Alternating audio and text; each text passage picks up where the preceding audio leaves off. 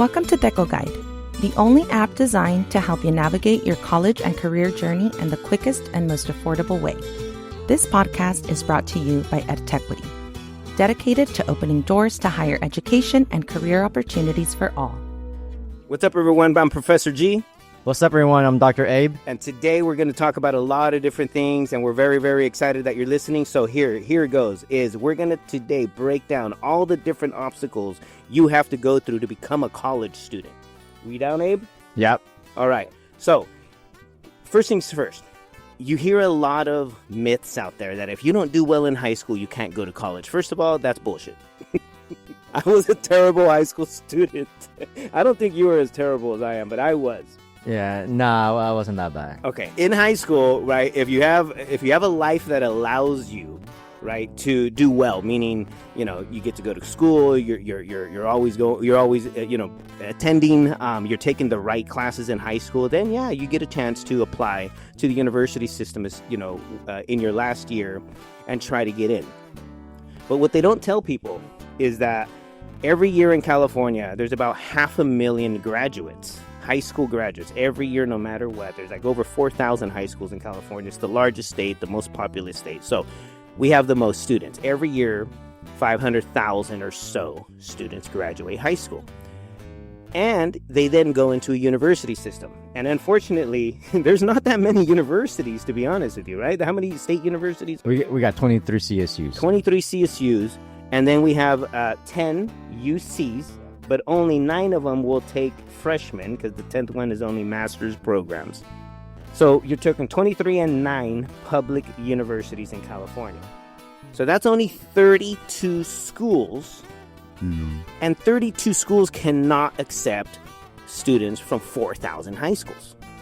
It's just too little bit, right? So what happens is the reality is, I would say about 85% of the graduating class, there will be no room for you at the 4-year university as a freshman.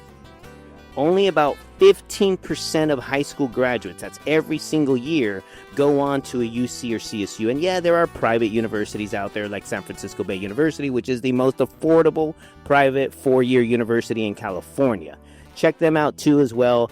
But again, all of these other private universities cannot take in all of the students that are graduating from high school. So these students, right, and that was me included, never got into the university. And so we basically have to go a different route. And that's the route where you and I work at now. Yep. Right? So tell us a little bit about that system, right? The California Community College system, Abe. Yeah, so the California Community College system, there's 116 California community colleges throughout the state. It's the largest, public higher education system that we have here in the state of California. That's where many of the students that unfortunately can't get into the CSU or UC system, they will end up. It's open access to anyone. It's not just for incoming high school students. If you're an adult learner, if you're the age of 25, 30, 35, 60, 75, you want to come and learn. The community college offers a variety of certificates, of associate's degrees. Specifically, there's 3 I'm going to outline. There's a certificate path, there's a path to go on the associate's degree, and there's a path for an associate's degree for transfer. But wait. But before we get in there, dude, you said something very important, man. Open access. Yeah. What does that mean? Open access means anyone can apply to attend one of those 116 campuses of the community college system. When I learned that as an 18-year-old, because everyone told me, Mauricio, you're not going to go to college, you're going to go to prison. That's literally what one of my counselors told me. I didn't realize at that until later, because, people come into your life and they tell you things, that I can go to college regardless of what the people around me were telling me, as long as I picked one of the 116 California community colleges. And I didn't believe them at first, but when I applied and I got an ID number, they're like, yeah, it's time to sign up for classes. I'm like, whoa, was I accepted? That's the myth, you know what I mean? People tell you all these myths when you're young, and because no one really knows, but we're hearing from Dr. Abe, who works at the California Community College system, that it is open access, meaning, again, you can be 18, you can be 25, you can be 45. It doesn't matter what your age is. If you want to start learning, you can apply and you will be admitted to one of the many campuses, and you can do more than one campus, I'll be honest with you, even at the same time. So I like to tell students is you think of community college as one school with like 115, 116 cousins, right? And so it's a family. So you can go to more than one school. You can take classes at more than one school, etc. It gets a little confusing, and that's kind of the downside when you're doing 2 or 3 schools. But if you want, you can do it all at one school. And that's kind of the route that I took after high school. I did go to a community college. It's down in San Luis Obispo called Cuesta College, right? And that's where I started my college education right out of high school, because I wasn't one of those students that was doing everything you had to do to get into a university. You know what I mean? And so you, on the other hand, I think you went straight to the university after high school, right? I did. I went straight to the 4-year. Now, I wasn't necessarily doing everything that I had to do. Like, I think they have something called A through G's in high school. You got to complete. You got to have a certain GPA. I didn't have all those requirements. However, when I applied, when my cousin did my application for me and he applied for me, I was actually admitted because I was under special circumstance, like special admit. I had to first attend summer bridge prior to starting my fall semester, my classes, because I was not college level. So you had a lot of it to be ready, but they said, hey, you got to do the summer program, and then we can, definitely take you in. So then I got conditionally admitted if I do the summer bridge program and get my, college ready remedial classes out the way first. Got it. Makes sense. So 2 different paths, right? Dr. Abe took one path directly from high school to university, and then I went through community college, and then from there did a transfer program into the university, and eventually we got our bachelor's degrees and then master's degrees, and then Abe went on and completed his doctoral program, so that's why he's Dr. Abe. Now, so back to the steps, and there's a lot of obstacles, so listen up, those of you out here listening. It's gonna make you feel this big. I'm gonna be honest with you, right? The processes have a lot of dysfunction. Just being brutally honest now. When you apply, it starts a process. And that process, there's obstacles everywhere. There's a lot of confusion. There's a lot of things that can happen that go wrong that you as a student need to then start asking a bunch of questions, right? Going in to see counselors and stuff like that. So, Abe, you said open access. How do I get in? If I'm a student, if I'm a 25-year-old and, I'm working, but I also want to start taking some college classes, right? What's the first step of me getting in? Yeah, the first step is to, submit an application, and that'll be through CCC Apply. How much does that application cost? $0. It's free. It's free. It's a free application. You indicate what school you want to go to from the 116, and, it's free, but unfortunately, it's not as easy to complete as you may think, though. Right. Free doesn't mean easy. Right. Free means dysfunction. So wait. cccapply.org is you can go there any time of the year to submit an application to one of those 115, 116 campuses, right? You're going to pick one. And I also work at Sacramento City College. So if I wanted to go to Sacramento City College, I would go to cccapply.org and I'd submit an application to Sacramento City College. I would create an account on cccapply.org. And, and again, anytime you create anything, make sure you memorize that password, memorize the username, put it somewhere safe, etc., because you're going to use a lot of username and passwords on this journey as becoming a college student, right? So then I have to do my application. How long does the application usually take? Usually, I see students complete it within, an hour to 2 hours. Okay. If you're constantly just doing it for that time frame. If you take a pause or a break, then it's going to take a lot longer to complete. Right, because you can save, once you create your initial account, which only takes about, say, 10 minutes, 5 minutes, 10 minutes to create the account, you then have to submit the application. And that application does take, at least an hour to 2 hours, of you sitting there. Now, should I do this on my phone or a computer or what? You can do it right off your phone or your computer as well. Got it. As long as you have some of those documents that they might ask for, such as if you do have Social Security, if you have any personal info, such as obviously where you live, all that kind of details are what they're really asking for. What high school you graduated from, what was your high school GPA. Now they're gonna ask for that, but once you start college, regardless of your high school GPA, all that just no one's gonna care about it. Right. It's kind of like a fresh start. although they're going to ask you about, again, this information about your high school is, they just needed to kind of, assess. So I want to rewind a little bit right here. Is the first step, like you said, is we need to go to cccapply.org, right? This is everybody. So it doesn't matter who you are, what your background is, etc. Everyone goes to this website. It's best to probably do it on a, computer, right? So you have a bigger screen, etc., but you can do it on your phone as well. You create an account, you submit an application, right? But let's rewind a little here. Who can go to college? Right? Are we talking about, we said everyone, right? So that means everyone 18 and up? Does that mean everyone, including high school students? Right? And that is true. Yes, as a high school student, you can take community college classes. It's called dual enrollment. You can sign up, you can apply the same place. You submit an application. It's going to ask you a bunch of different questions to, get your background, right? And then it's still going to admit you, regardless of your background, but anyone can literally apply. Undocumented students, can they apply? They can apply. Yes. People with no social security numbers here in California, we call them dreamers, undocumented students, etc. There's certain laws that allow you to attend colleges and universities, and there's other laws, if you qualify, that will help you pay for attending colleges and universities. So even undocumented student, what if I'm a parent? Can I apply if I'm a parent? Yes. Can I apply if I'm disabled? Yes. Can I apply if I'm a veteran? Yes. So literally, you listening to this, you can apply too. Can I apply? Like me, Professor G and you, Dr. Abe, we've already gone through a bunch of degrees. Can we go back and study to be a welder? Yes. Yeah. So I can go back and get another degree, maybe this time I want to do programming and computer science. Yeah, you can.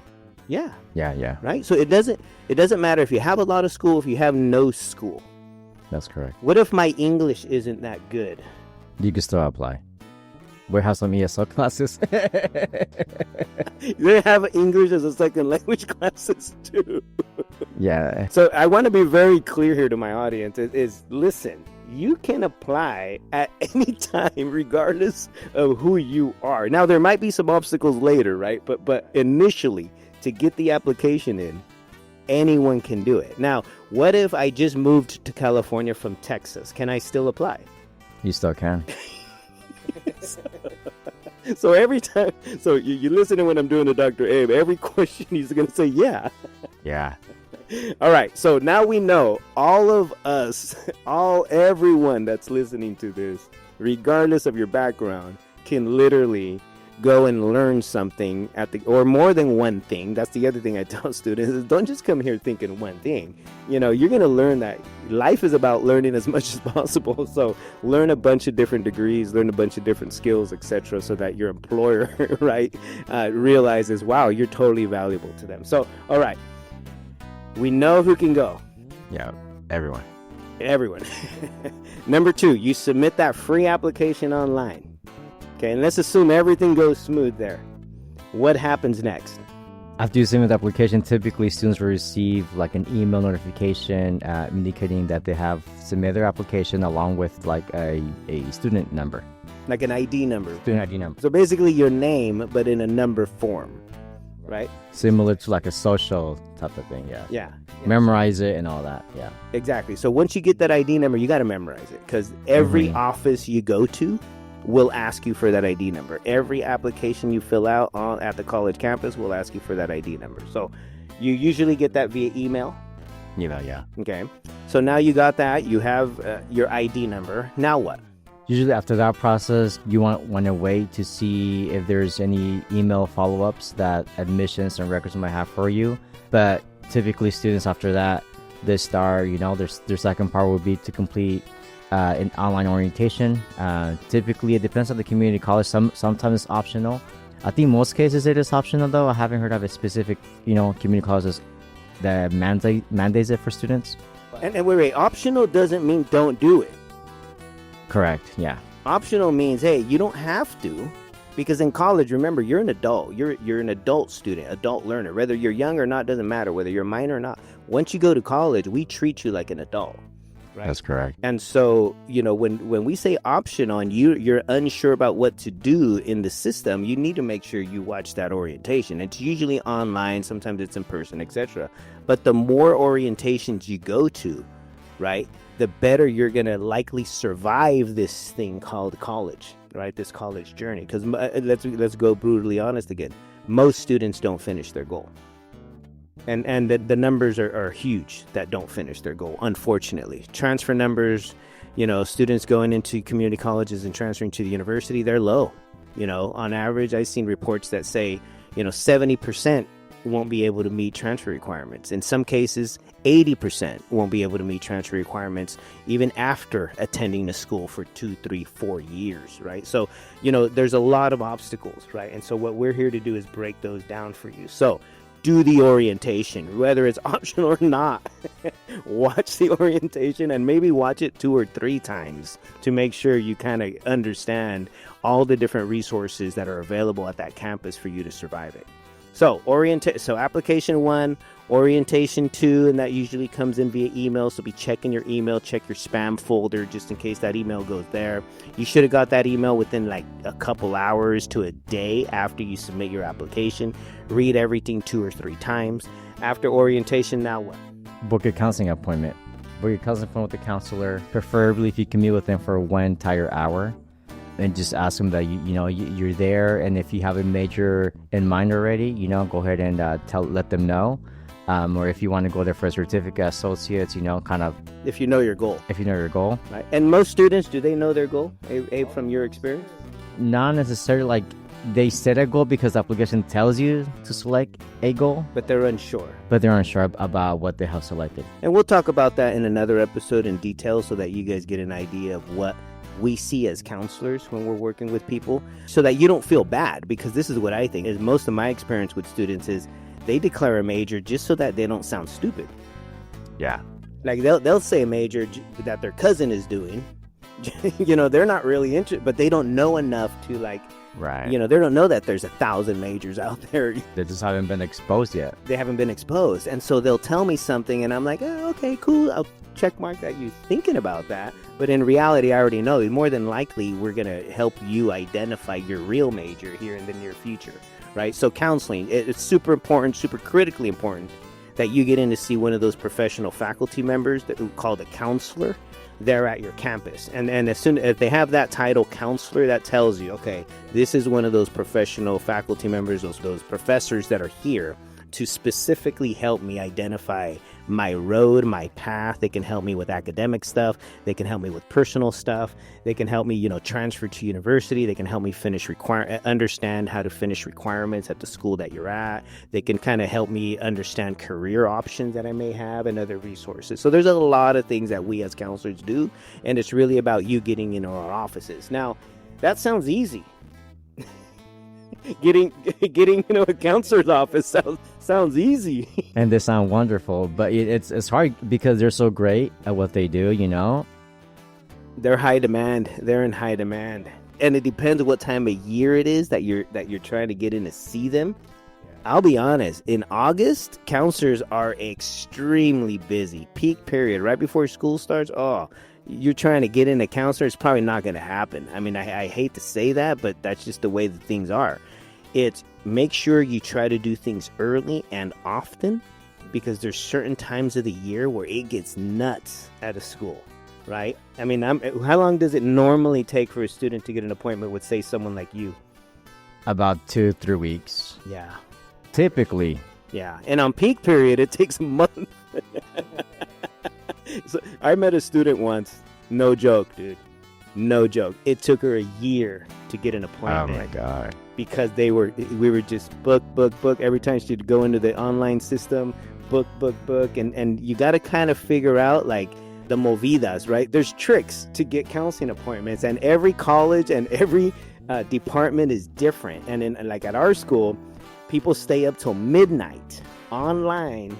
And right at 12:01, the appointment systems, I guess, reset, and you had to stay up online till midnight to try and score the next opening for a week or 2 weeks from that date. And so, again, it's not going to be easy, but you gotta use whatever resources are at your campus to do that. I tell students sometimes, I go, hey, go make friends with the front desk. Yeah. Like, smile at them, say hi, tell them your name, be super friendly, and try to work them to get a counseling appointment. Because they have access to our calendar. They have access to the calendar, and they know of tricks at your campus. Yeah. That could potentially land you another appointment. Now, that's just general counseling, right? But there's other counselors on campus. There is, yeah. Yeah. Dr. A, will, in a different episode, what we'll do is we'll talk about all these other programs, but there are counselors that work for other programs that you may be involved in, right? And you as a student can see those counselors as well. That's correct. And perhaps their schedule might not be as packed as the general counseling may be. Right. In most cases. In most cases. So at our school, there's Puente counseling. Puente does some counseling. Yeah, there's Puente. There's like the Raza Center there as well. I mean, if you want to jump into like EOPS for first gen low income students. Our disabled programs also has counseling. Correct. DSPS. If you asked earlier, if I'm a single parent, can I apply to college? Yes. And there's a program for that called CalWorks. They have their own, counseling for those students as well. So there is more than just the general that you can go see for guidance, right? And education planning purposes. Yeah. Yeah. And then because you saw one counselor, that doesn't mean that that's your assigned counselor for you. As a matter of fact, unfortunately, you may see more than just, more than one different counselor as well. It's not like high school. You don't get one counselor for your whole thing. You're going to see 5, 6, 7 different people in your path. Now, you can request that one counselor all the time. But again, remember the limitations, right? There's limitations to getting in. Specifically, if you're requesting that one counselor, it's because that's a great counselor. And guess what? Everyone else is also requesting that same person. So, exactly. So the steps again, recap. There's the application, free, cccapply.org. You usually get an email with your ID number, do your orientation, etc. You then need to figure out like what classes to do. That's why the counseling is important, right? And some schools also not only just do counseling, but there's also these other things called like coaches or academic advisors that they also employ that can help you kind of identify, which classes you should sign up for your first and second semester, etc., based on your goal. So then you see a counselor, right? And the counselor gives you some advice on how to start, where to start, or what classes to start with based on whatever goal you told them, right? And then what? What's after that? So typically you work with the counselor, the students working with the counselor to set up their classes, depending upon their goal. And then after that, the counselor will lay out the student educational plan. That plan does not mean that you register for the classes. It just means it's a plan that you take, and it's usually posted somewhere on your student services portal, and you then follow that plan when you're registering for the class. Because the counselor does not register for the class, you got to go on your own and register for the classes on your own, following that plan that the counselor provided you with. Right. So there's a few words out there that we throw: registration, right? Enrollment. It kind of means the same thing. Is you actually now searching for the class that's available, and then not only searching for the class, actually taking that class and making it part of your schedule. And usually there's like what we call an SIS system, a student information system. It's a platform that each college has for you to be able to do that process. And in our schools where we work at, in our district, it's called e-services, right? At other schools, it might be called something else. I know you've done some time with Sun Working Delta. What do they use? My Delta. My Delta. They call it My Delta, yeah. And then, I think Woodland calls it something else, etc. So depending on what school you end up, there'll be a system there that you use for enrollment, meaning registration, where you're picking classes, signing up for classes, dropping classes, where you're paying for any fees, and you can check your account, all that stuff. So be on the lookout for that. Is you will have access to one of those things. And then also, this is what most people forget or are not told, is you will also be given an email address for your school. Every school usually has their own kind of email system, right? And in where we work at the Los Rios Community College District, there's an online email system that's a Gmail account, but it's really your student email. So be on the lookout for that and start using that as quickly as possible, because Your professors will email you to that account. Your counselors will email you to that account. Anything school related will go to that account first. If you book a Zoom appointment, the Zoom link, all that goes to that account. To that account, right? Got it. So after enrollment, so you picked classes. Now, do I have to be full-time student, or can I pick any amount of classes? What's the scoop? Yeah, so you can pick at least one class to having a maximum of. So typically, kind of breaking it down, the units per class. So typically each class, generally, each class is about 3 units. But then if you take a class that has labs, such as like some of the biology classes that have a lab, or chemistry, or maybe you take like a math class, they're going to be more than 3 units. It might be like 4 to 5 units as well. But typically, yeah, you can enroll, be part-time. Part-time basically means that you're enrolled in less than 12 units. So 11 units or less, essentially, you're considered a part-time student. Typically, students are enrolling in 12 units because that's what financial aid advises you to do. If you're an incoming freshman, straight off of high school, if you're an incoming student from high school and you want to get your tuition paid for and all that kind of good stuff, you have to enroll in at least minimum 12 units. And in terms of maximum units you can enroll in, it can be up to 18 units at some campuses. Some campuses offer 21 units. I know for example, for Delta College, you can enroll up to 21 units.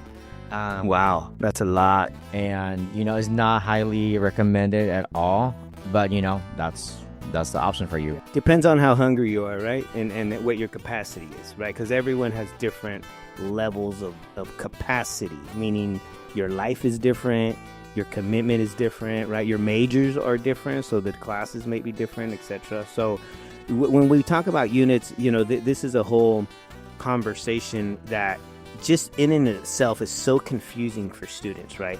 Because units, like, what the hell is that, And so, why is this class 3 and this other class? So what I want to tell the audience here is, think of it this way. When you go to a community college, if you want like an associate's degree, or you want to transfer to a university, which is the majority of people that go to community college, that's what they'll declare. Think of it this way. You have at least 20 classes that you have to pass. 20. Now, how long that takes you is up to you. It's not up to me. It's not up to anyone else. It's up to you. So if you're taking, say, 4 classes a semester, well, think about that. You're going to be in school 5 semesters, right? If you're taking, 1 class a semester and you got to do 20 classes, well, you're going to be in school 20 semesters, right? Until you finish those 20 classes. Some of you are going to study something super hardcore that's going to require like 25 classes and stuff like that. But it's never usually more than that. And that's the kind of advice you try to get. Try not to understand all the different units just yet, because it's confusing, because each class is valued differently. Like Dr. Abe was saying, one class might be 3 units, another class might be 5 units. Think of it as how many classes I got to finish, and then listen to our podcast we'll do on units, so that you really understand the breakdown of why one class might be a 3-unit class and another class might be a 5-unit. There's a different level of commitment that has to go into those classes that are higher units. So we'll break that down in detail in another podcast. Now, so I'm enrolled. I did everything you said, but I still didn't get all the classes that the counselor told me to get. What do I do now? And it could be that, sometimes students run into the issue that they got the plan, and sometimes the plan doesn't go as planned. Sometimes? I would say 80 to 90% of the time, your plan does not go as planned. Yeah, so my advice would be, well, number one, when you're with that counselor, ask him for a plan B as well. What if these classes are full already? Can you give me another schedule where it can be a plan B? But when you're, because it's tight. I think you said that very well here. Is plan B correct? Yeah.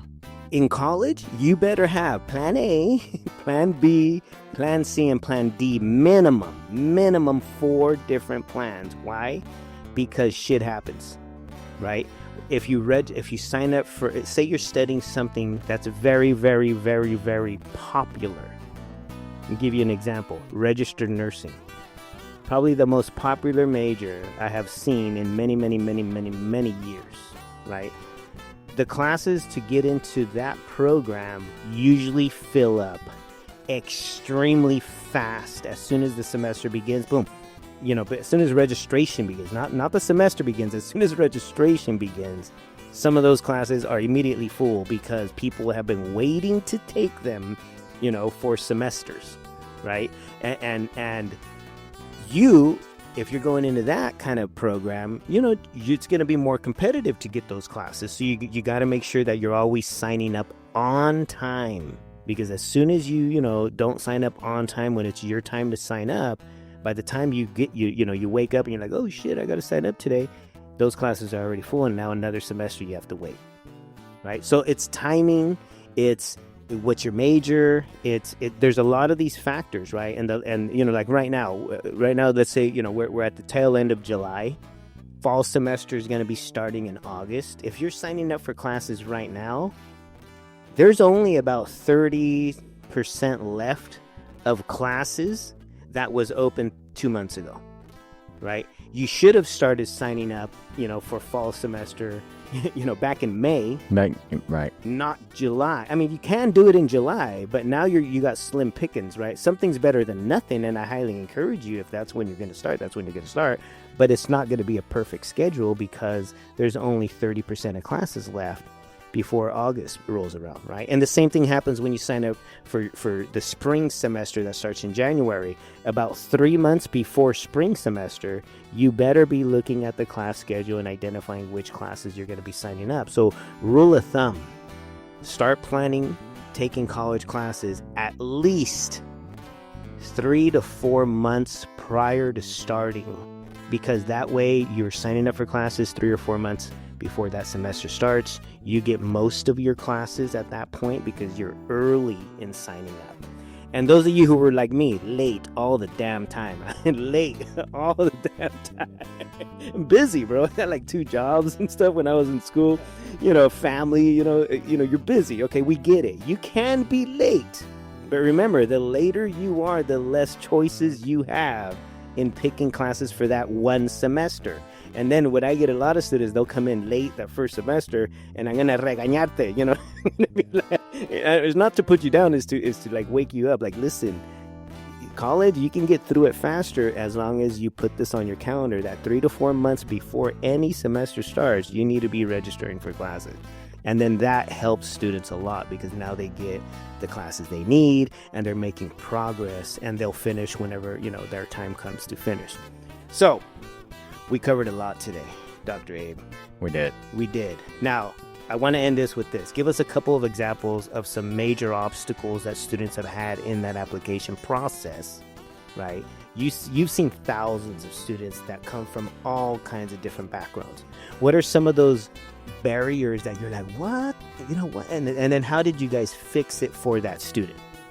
Yeah, on top of my mind, I have 2 right now that I just met with last week. One of them was an incoming student from high school. She was being charged over $5,000 for tuition. Okay, wait, right there. That's a red flag. Red flag. Why?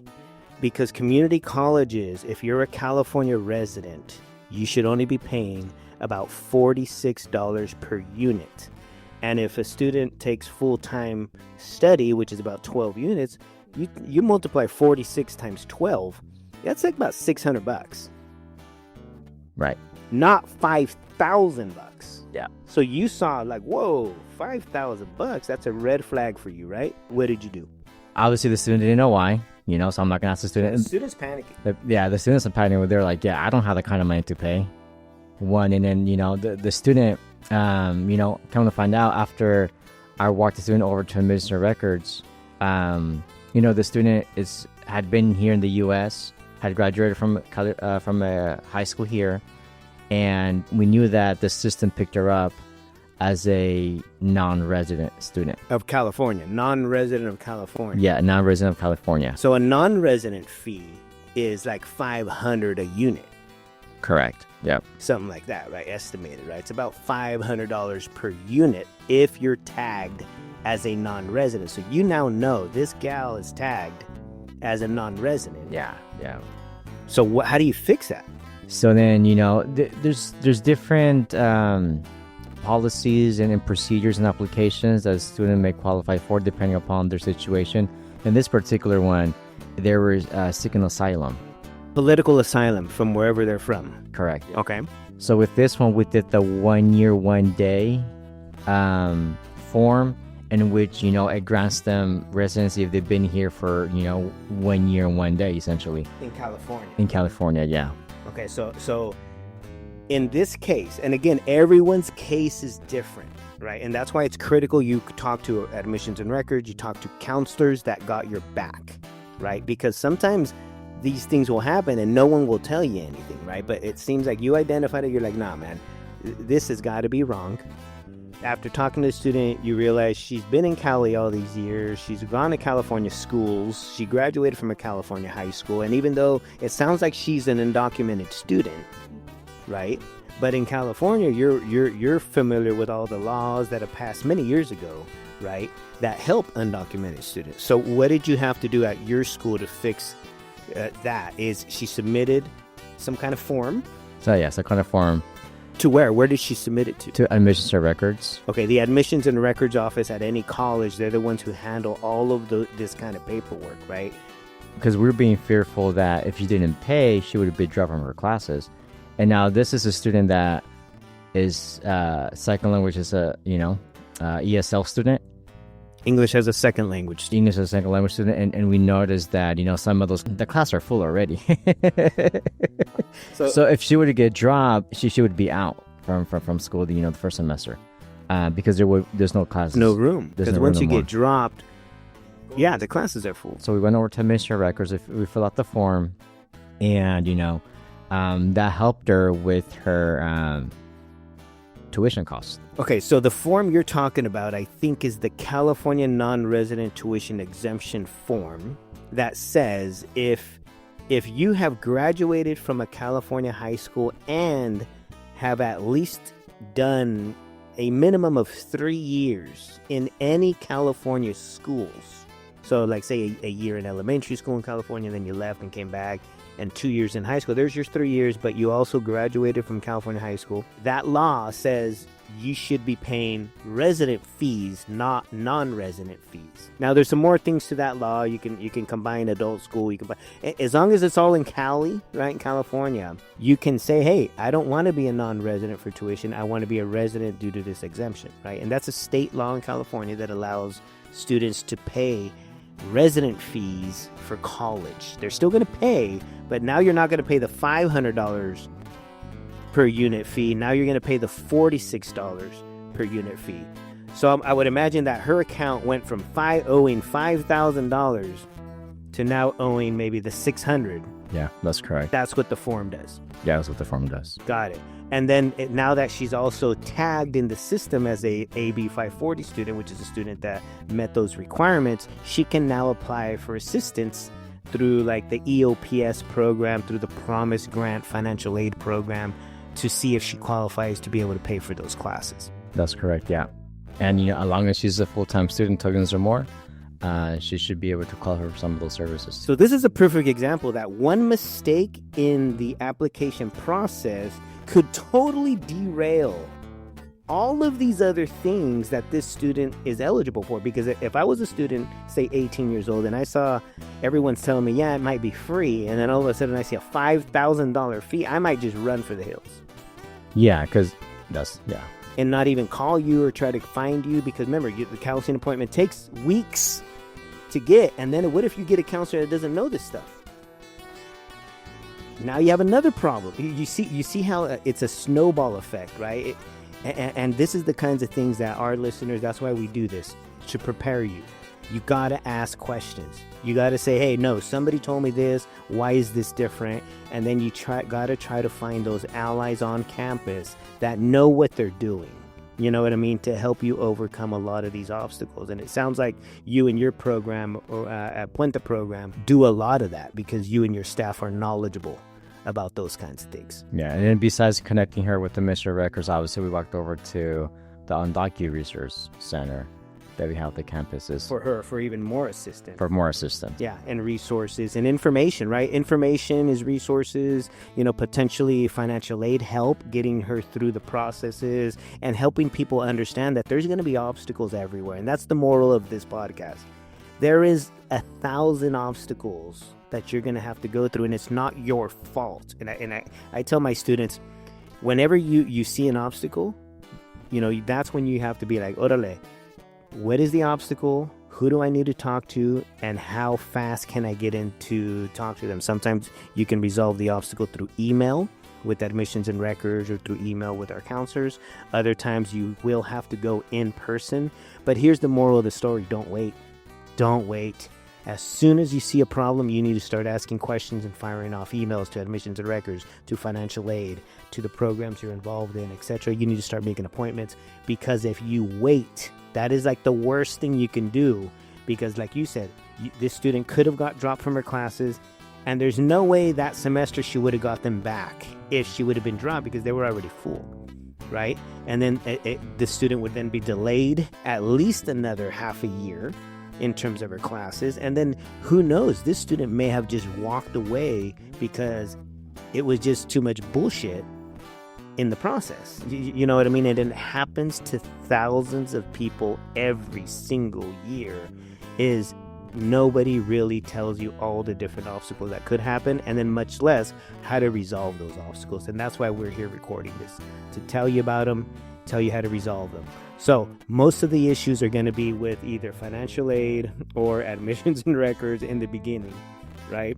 And then after that, you'll take some classes, and sometimes there'll be issues with some classes and professors and grades, and then there'll be issues in graduating.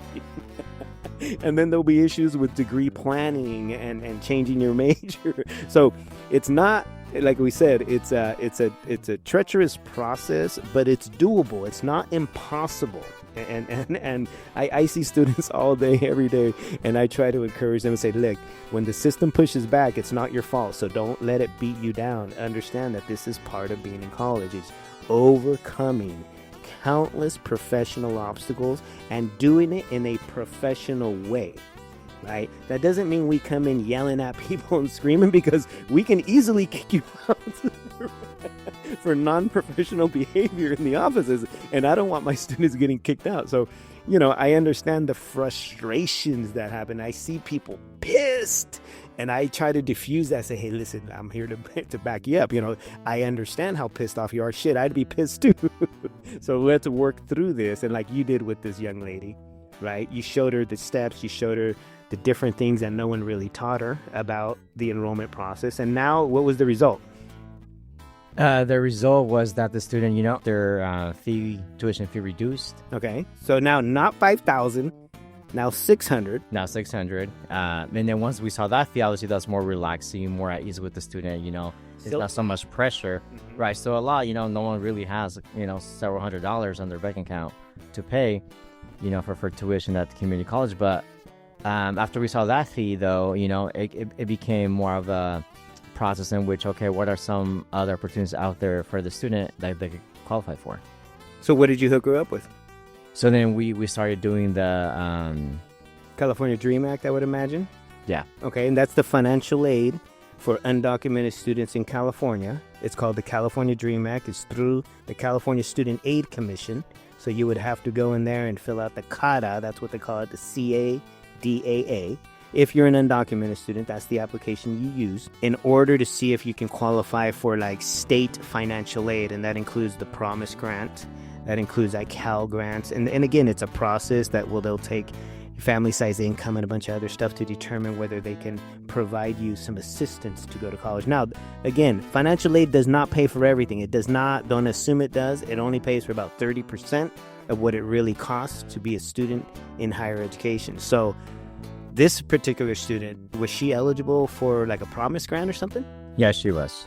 Okay, so that, again, these are those code words we use as counselors. If we know she's eligible for a Promise Grant, so you saw her fees go from $5,000 to $600, and then she did the Promise Grant. So now, what of her fee? How much does she have to pay? Because of her Promise Grant and her family size and her parents' income tax, it was zero. Zero for classes. Every zero for his classes. Every semester now. So zero for classes. So there's no tuition for her. She got her fees waived. Her fees, yeah, for being a full-time student taking 12 units or more. Wow. So shocking 5,000 feet. Luckily, she started asking questions. Luckily. Yeah. Because if she wouldn't have asked questions, that potentially could have ruined her transcript for a very long time. Because if you send it for classes and you don't drop them, You can get all Fs, and the professors typically, they may or may not drop you, so yeah. they might just hand you the F letter grade. And then you try to go to college later in life and you have all Fs at work. And then that goes back and affects your financial aid. It affects your financial aid at the new college 10 years later. Yeah, it's a snowball. You know, the moral of the story is this. Find some allies on campus. Find some programs on campus. Get familiar with those people, because the more familiar you are with the programs, the more likely they're able to help you. If you can join programs like support programs like EOPS, like Puente, do it. Disabled student programs and services, every school has them. If you have any form of disability or need to be tested for a disability, go to them. They'll do it for free. See if you can get involved in their programs, because there's people there that can help with all of these different obstacles that you're going to run into while you're a student. So Abe, one more example, because I know you got thousands of them. Okay, that was an undocumented student that there was a form missing. There were the fees were a nightmare. Luckily, she came in, all resolved. Now she's going to school tuition free. Tuition free. And I have another example. I met with a student again last week. It was over Zoom. And the student, I noticed that they had met with about 3 or 4 counselors. This was also an incoming student from high school. And they started meeting with the counselors because, again, it was so hard to get a counseling appointment. I saw that they started meeting with the counselor back in April. So back in April, I saw that they started meeting with the counselor. And I noticed that, the history of, why are you still meeting with the counselor? So then, anyway, when I opened up the session with the student started telling me that they were not able to register for classes because their account, they were inactive on the system. So wait. So they're able to log into the system as a student, but they're not able to sign up for classes. That's correct. And then the system was telling them that they had to resubmit an application, activate their application. Got it. So that tells me, just from my experience working with students, is that person may have came here a while back. Maybe they started an application or they submitted an application when they got out of high school and didn't really enroll, and then came back a year later, 2 semesters, 3 semesters, 5 years later, whatever. They're in the system. Right, because they have an ID number. They have an ID number. Yeah. It's inactive, kind of. It's kind of like a dead application in the system. So how did they revive the application or get over that obstacle? So I went ahead and called admission records, and I was asking them, what was the process for students, that are returning back, whose applications, are not active in the system. And basically, admission records just said, email me, the student's ID number in their first and last name, and I'll push that through, because what the system went to know was the student's identity. So you confirming that you're meeting with the student right now, I'll go ahead, and push their application through, and that's essentially how we got the students, back active within their application. So, but it goes to say though, it took, I think it was the 4th counselor, either the 4th or the 5th counselor it took that many counseling appointments to identify the issue there. Wait, 4 appointments. And remember, it's hard to get appointments. Right. And it takes weeks to get appointments. This gal at least can get appointments because she's savvy enough to get appointments. Yeah. But this is a problem that's been happening now for weeks. Right? Right. Wow. And then eventually her persistence got to the right person who knew enough about admissions and records to make the trigger and pull the trigger and say, no, we're firing off an email here let's figure out what this problem is.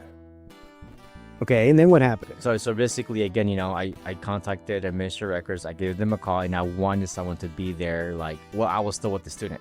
So I was still with the student over Zoom. I got a hold of someone on admission records over the phone. And again, they just basically said, are you with the student? They asked me, are you with the student? I'm like, yes, I am. I'm with the student here on Zoom. Go ahead and email me their ID number, first and last name, and I'll push the application through. So it will take she said it could take up to, 15 minutes all the way to 24 hours for that reactivation process to go through. So I notified the student. Well, I mean, pretty much the student was hearing it because I had on Zoom. So the student at the end, was just like, okay, I do have some classes in mind. So now I work with the student to develop, a class schedule, like a plan A, B, C of classes, because it's late now. It's very late now in the semester to try to get into classes for the fall.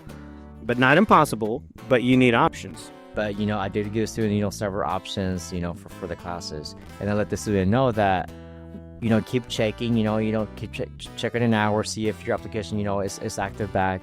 If not, check tomorrow morning and see, if your application, it's back up. And once it's back up, then you can sign up for classes. Got it. And then the fees and the financial aid nightmare begin. Right. And you got to warn them, like, hey, listen, we got through the first obstacle. The next obstacle is coming. We don't know what it is yet. Right. But it's coming, right? But the student, was very, like you said, you got to be persistent. You got to be, yes. You got to chingar a little bit. La poca lata, in Spanish, you got to bug a little bit. If you don't bug, I unfortunately, sometimes I have to tell students, look, I'm not going to email you. And it sucks because there's, counselors have 900 to 1 counselor ratios. That is nuts. It's recommended that counselors only have like a 200 to 1 counselor ratio. That would be, everyone would be successful, bro. But unfortunately, right, in most districts, and in some it's even higher, it's 900 students to 1 counselor. And unfortunately, that is nowhere near enough time to teach people and really, truly help people. So a lot of this falls on the student, right? A lot of it falls on that student's capacity to reach out and connect with counselors, with programs and people. So listeners, if you're considering entering the largest system of higher education in America, which is the California Community Colleges, it's a great system. It's an opportunity. But let's be real, it's nowhere near perfect. And the technologies, well, you heard from my laugh there, right? The technologies do not communicate well with each other. And there's often these technical obstacles that you're going to experience that are going to drive your motivation down. And our goal here is to, prepare you for that, right? Because if we can prepare you for that, your motivation may stay intact to really finish the program that you're in. Dr. Abe, I can't say how many thank yous here for spending the time with us to really record this for students, record this for potential students, record this for parents, right? Parents, if you're listening and your kid's ready to drop out, that is normal. That is totally a normal feeling, but we need to keep them in school, and we're here to record these kinds of things for you as well. Please, in the comments, ask us questions. As we go through them, we'll record a podcast to really talk about those kinds of things so that you can keep your student motivated. I can't tell you how many times parents reach out because they're concerned that their adult students are really on the brink of dropping out.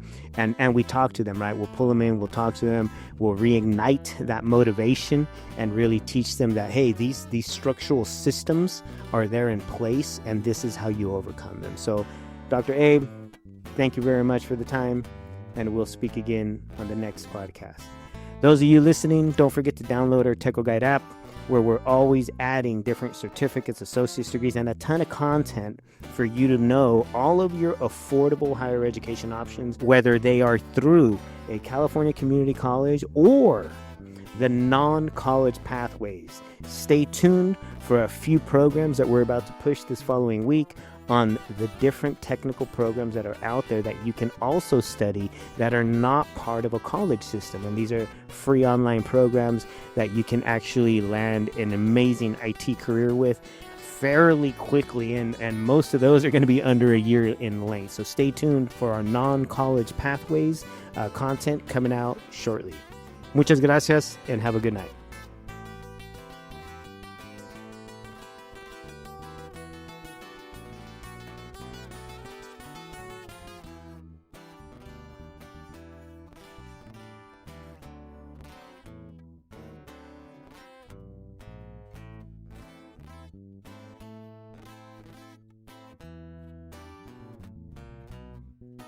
being in college. It's overcoming countless professional obstacles and doing it in a professional way, right? That doesn't mean we come in yelling at people and screaming, because we can easily kick you out for non-professional behavior in the offices, and I don't want my students getting kicked out. So, I understand the frustrations that happen. I see people pissed, and I try to diffuse that. Say, hey, listen, I'm here to back you up. I understand how pissed off you are. Shit, I'd be pissed too. So let's work through this. And like you did with this young lady, right? You showed her the steps. You showed her the different things that no one really taught her about the enrollment process. And now, what was the result? The result was that the student, got their tuition fee reduced. Okay, so now not 5,000, now 600. Now 600. And then once we saw that fee, obviously that's more relaxing, more at ease with the student, Still a lot. pressure. Mm-hmm. But still a lot, no one really has, several $100 on their bank account to pay, for tuition at the community college. But after we saw that fee, though, it became more of a process in which, okay, what are some other opportunities out there for the student that can work? So what did you hook her up with? So then we started doing the California Dream Act, I would imagine. Okay, and that's the financial aid for undocumented students in California. It's called the California Dream Act. It's through the California Student Aid Commission. So you would have to go in there and fill out the CADA, that's what they call it, the CADAA. If you're an undocumented student, that's the application you use in order to see if you can qualify for like state financial aid. And that includes the Promise Grant, that includes like Cal grants. And again, it's a process that they'll take family size income and a bunch of other stuff to determine whether they can provide you some assistance to go to college. Now, again, financial aid does not pay for everything. It does not, don't assume it does. It only pays for about 30% of what it really costs to be a student in higher education. So this particular student, was she eligible for like a Promise Grant or something? Yes, she was. Okay, so that, again, these are those code words we use as counselors. If we know she's eligible for a Promise Grant, so you saw her fees go from $5,000 to $600, and then she did the Promise Grant. So now, whatever fee, how much does she have to pay? Because of the Promise Grant and her family size and her fantasy contacts, it was Zero for classes. Every semester now, so zero for classes. So there's no tuition for her. She got her fees waived. for being a full-time student. Wow. So shocking 5,000 fee. Luckily she started asking questions. Luckily. Because if she wouldn't have asked questions, that potentially could have ruined her transcript for a very long time. Because if you send it for classes and you don't drop them, you can get all Fs. That's just typically they may or may not drop you. So yeah. And then you try to go to college later in life, and you have all Fs at work. And that was like financial aid. It affects your financial aid at the new college 10 years later. Yeah, it's a snowball. So the moral of the story is this: find some allies on campus. Find some programs on campus. Get familiar with those people, because the more familiar you are with the programs, the more likely they're able to help you. If you can join programs like support programs like EOPS, like Puente, do it.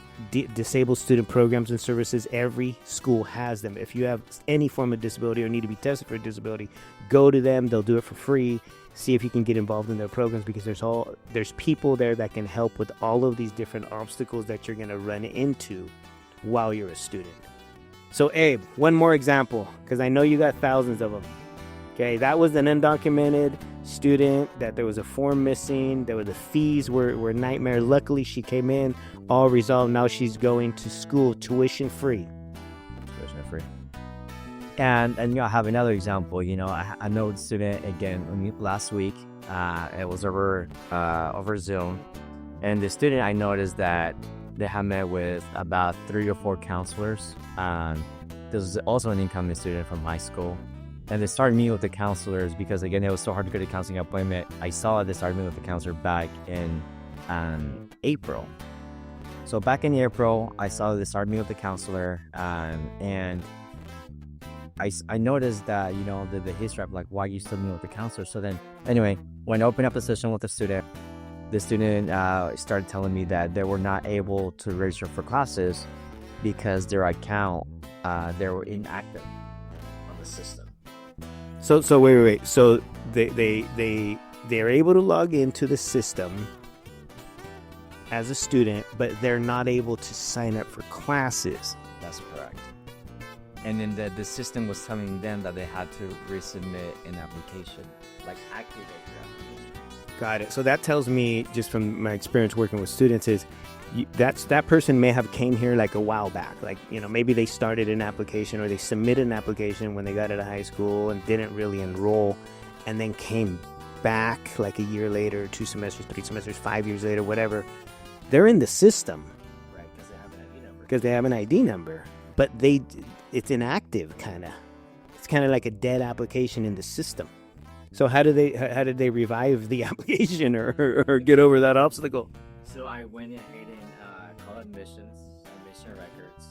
And I was asking them, what's the process for students, that are returning back, whose applications, are not active in the system.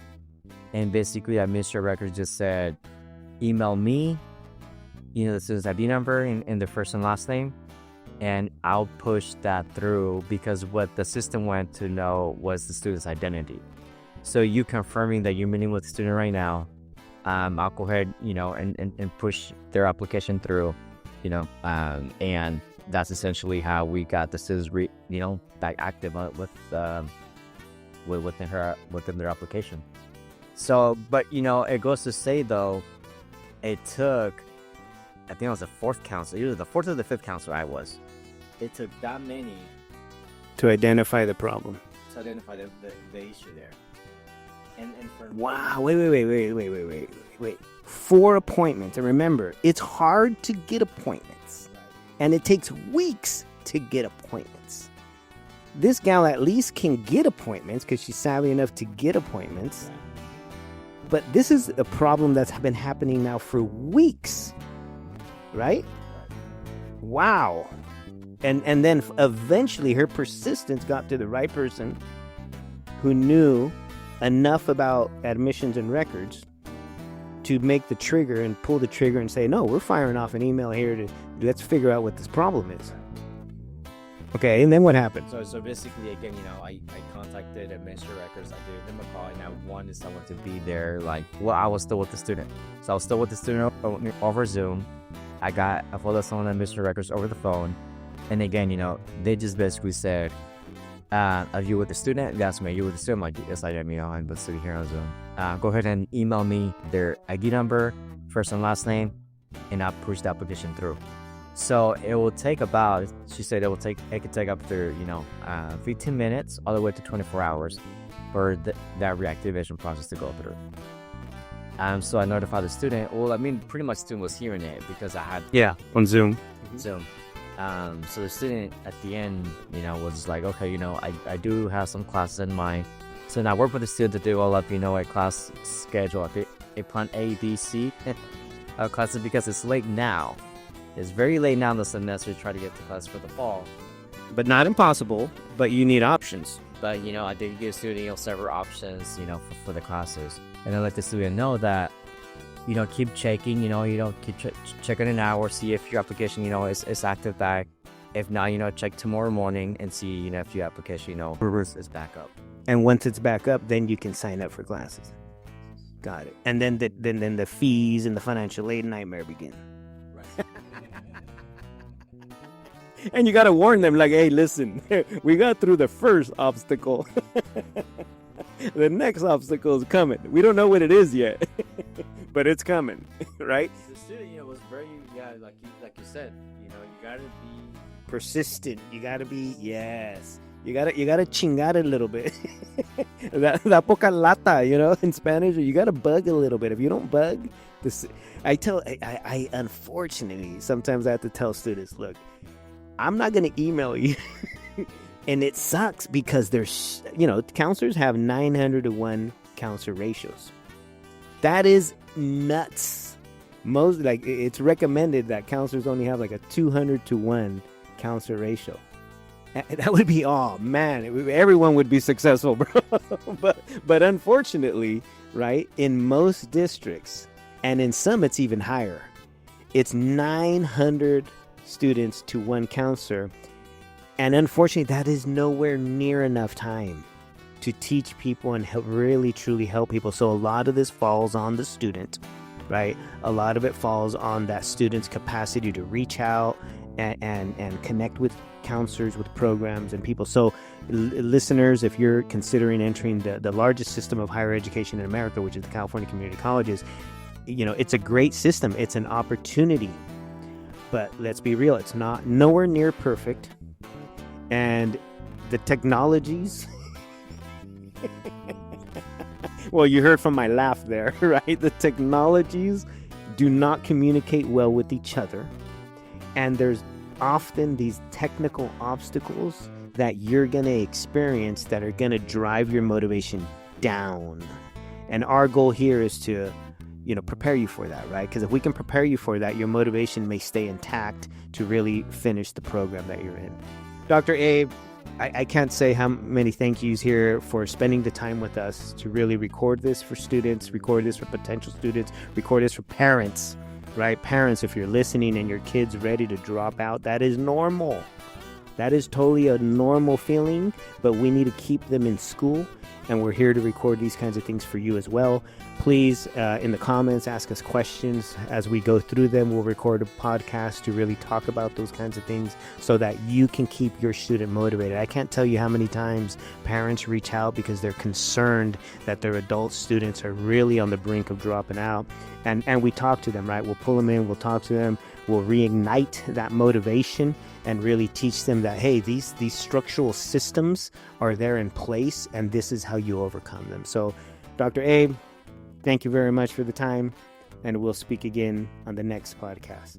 Those of you listening, don't forget to download our Techo Guide app, where we're always adding different certificates, associate's degrees, and a ton of content for you to know all of your affordable higher education options, whether they are through a California community college or the non-college pathways. Stay tuned for a few programs that we're about to push this following week on the different technical programs that are out there that you can also study that are not part of a college system. And these are free online programs that you can actually land an amazing IT career with fairly quickly, and most of those are going to be under a year in length. So stay tuned for our non-college pathways content coming out shortly. Muchas gracias and have a good night. Thank you for tuning into Techo Guide, the app focused on bringing you tools and content to help you make better decisions about school, life, and career. We hope this episode has inspired you to pursue and excel in your own educational and career journey. Don't forget to subscribe, follow, and share.